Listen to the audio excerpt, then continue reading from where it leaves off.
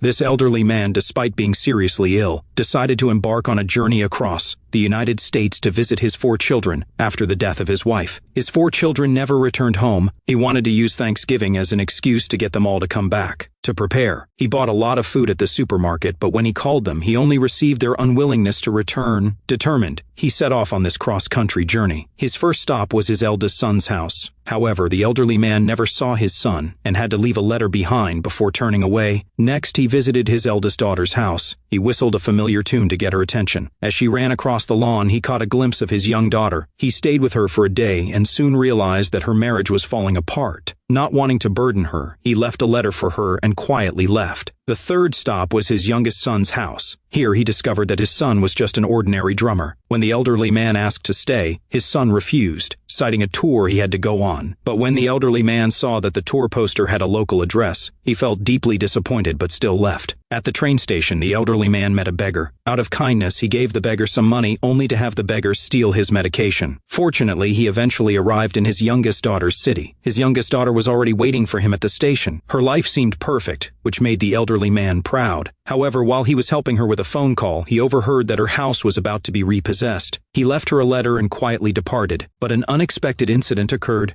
Without his medication, the elderly man decided to risk taking a flight. During the flight, he fell ill. Thankfully, a flight attendant noticed and saved him in time. When the elderly man finally regained consciousness, he saw that his children were all gathered around him. After repeatedly asking, he was told the heartbreaking news: his eldest son had passed away. It turns out that when the children were young, the elderly man had been very strict with them, putting immense pressure on them. As a result, they never felt comfortable confiding in him as they grew up. The elderly man deeply regretted this, and those letters he wrote to them, they were simply invitations, inviting them to come home for dinner.